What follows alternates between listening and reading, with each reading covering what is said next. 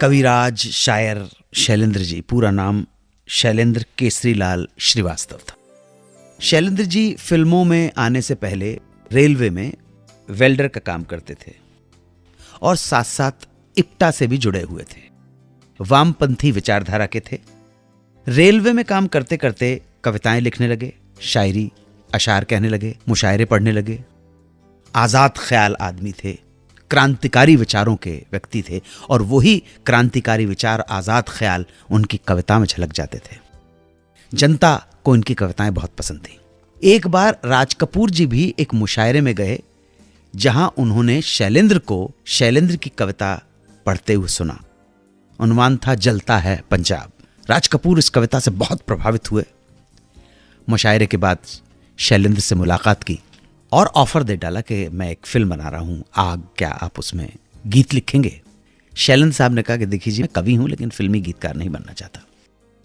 राज कपूर चले आए, लेकिन उसके दूसरे दिन उन्होंने शैलेंद्र को फिर अपने ऑफिस में इनवाइट किया। शैलेंद्र से मुलाकात हुई, बहुत तारीफ की शैलेंद्र की उन्होंने, और एक बार फिर प्रस्ताव सामने रख दिया। मगर इस बार भी शैलेंद्र ने इस प्रस्ताव को साफ मना कर दिया। राज कपूर ने कहा ठीक है, कोई बात नहीं, लेकिन मैं आपकी कविताओं का आपका फैन बन चुका हूं। आपसे एक बात कहना चाहता हूं।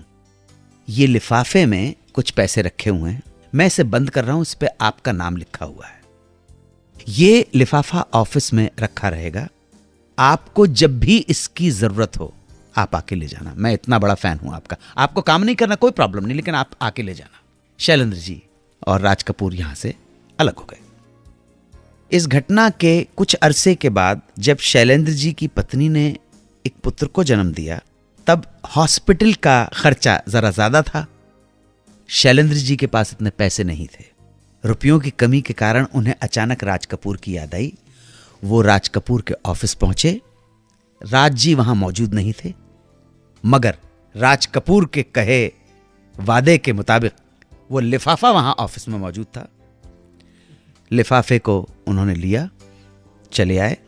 जब राज कपूर को शैलेंद्र के आने और लिफाफा ले जाने की खबर मिली, तब भी उन्होंने शैलेंद्र से कांटेक्ट नहीं किया। आप देखिएगा। लेकिन कुछ दिनों बाद अचानक एक दिन शैलेंद्र पहुंच गए राज कपूर से मिलने, शुक्रिया अदा किया और अपनी कुछ कविताएं उनके सामने रख दी।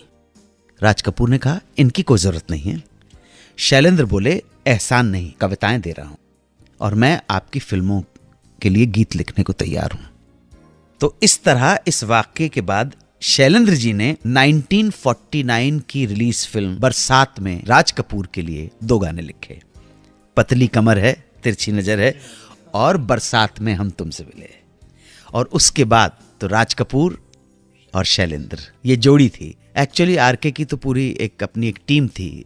राज कपूर, शंकर जयकिशन, हसरत जयपुरी और ग्रेट शैलेंद्र। प्राण साहब के सिगरेट पीने का स्टाइल और फिर धुएं के छल्ले बनाने की अदा एक डायरेक्टर को इतनी पसंद आ गई कि उसने सोचा कि इसको प्राण साहब की एंट्री का सिंबल बना दिया जाए। ये सब बताऊंगा कुछ ही देर में। आप सुनते रहें सुहाना सफर विद अन्नू कपूर। सुनते रहिए रेडियो का number 1 show Suhana suffer with Annu Kapoor, सिर्फ 92.7 बिग FM पर।